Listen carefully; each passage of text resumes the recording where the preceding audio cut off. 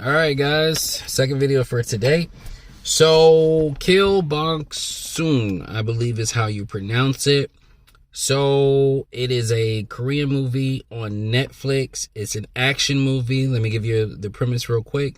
So, basically, you have a single mother who is also a assassin.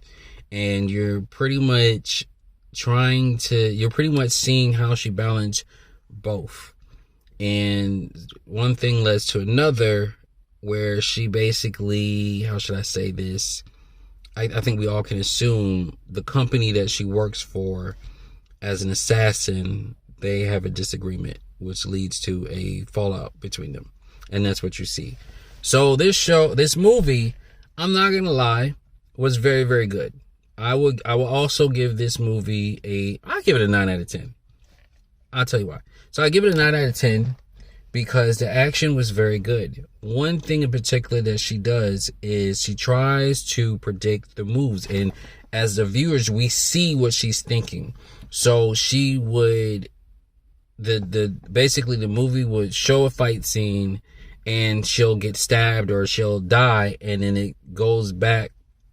It doesn't actually rewind, but it just pans back to her. So we see that she's thinking about this move and it's like, oh, no, that move didn't, that move's not going to work. Let me try something different.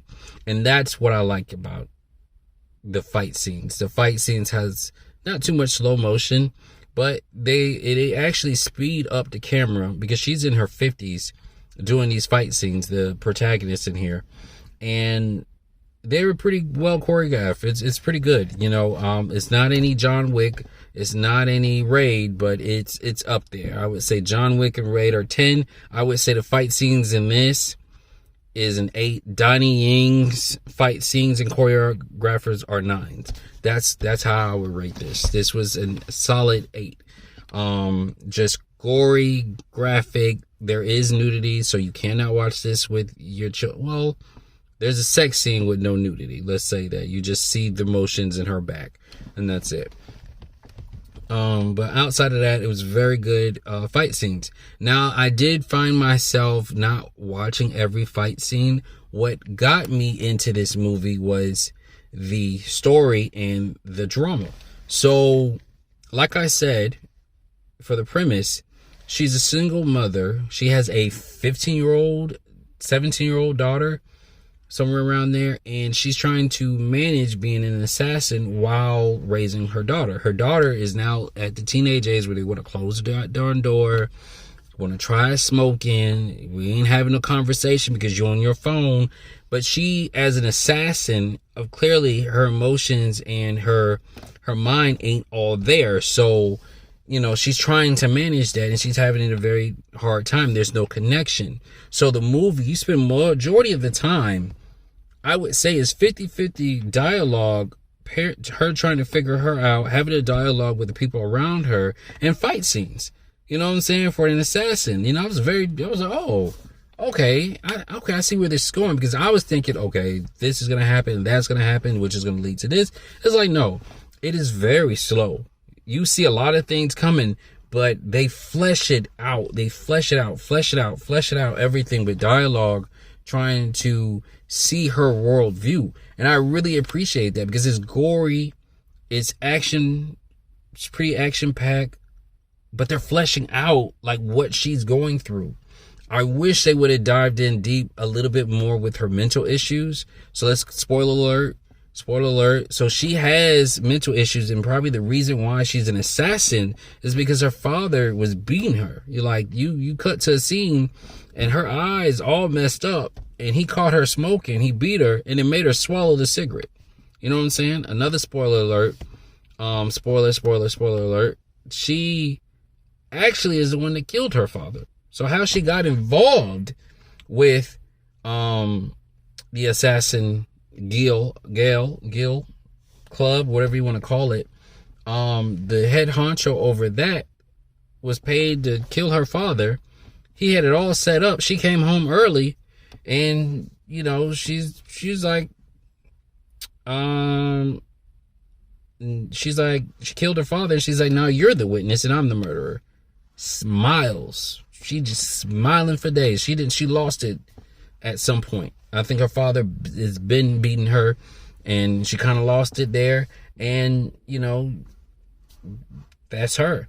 I wish they would have dived in deep with more of her mental issues. But when I think about her character now, I realize that she just didn't care. She kind of accepted it for what it was. She has little flashbacks here and there to let us know, and it pops in her mind, but it doesn't consume her. She doesn't have rage about it. She is literally focused on her daughter majority of the movie, trying to figure out what's going on with that. And more spoiler alert, the reason why there's a fallout is because, one, the chairman is in love with her, and his sister knows it. His sister is in love with her too. So his sister and the main protagonist, they're both around the same age. That's one of the reasons why he didn't want to kill her, because he has a rule: I don't kill children. She was 17 when she murdered her father. So there's jealousy between the sister and her. So the sister plots against her. She, of course, won. And I forgot to tell you, she's the best assassin around. She's the junk. She's the best assassin in this company. So for ranking purposes, I don't think they gave her, I think they gave her a ranking of A. Yeah, I think they gave her an A ranking. He's an A ranking. And there's two other people who are on vacation and who just retired are A ranking. So in the whole company, there was only 4 A rank assassins, and everybody else was below them. So some people, you know, her lover is like a B or C ranking, and he just wants a chance, you know, and he ends up doing some grimy stuff and ends up turning everything bad for the protagonist because of his grimy ways. You got people coming up who are very good, who look up to her. You got some stuff happen with that. But the daughter eventually knows there's a secret. And that's the thing. The daughter knows something's up with her mom. She just doesn't know what. She found a fake passport and a gun. So it's just like her mother doesn't want to go there, want to take it there. And I think because her mother has mental issues, and she was never really parented, she doesn't know what to do. All her closest friends are all assassins. So, and nobody has kids. You're not allowed to have kids. The chairman is in love with her. So he let her have the child. I assumed it was his, but I don't think they ever got together either. There was no flashback indicating that they actually slept together. It was just some random man, nice guy. He allowed her to have the baby, and that's it. So when it was time to renew the contract, she was second guessing, but the deal was, hey, if you have this kid, it can't interfere with work. So she was always traveling, the kids getting in trouble at school, stuff like that. And I really appreciate the movie for that. That's what I really appreciate that. Like, if you're going in this for an action pack, you're going to get a decent amount of action pack, a decent amount of fight scenes, really good fight scenes. But there's a lot of dialogue just as well. So just remember, like, the story, I can tell the story came first, the fighting came second, or they were both 50-50. All in all, the movie was excellent. It's been on my wish list for a minute. My list on Netflix for a minute. I just didn't watch it. It was on there. I just was like, I'm not in the mood for this. It ended up being good. I was very entertained. I was very surprised. So Kill Boksoon on Netflix. If you've seen it, comment below. Let me, comment below. Hit the like button, and I will talk to you guys later. World Strong Reviews, Ezekiel. Peace.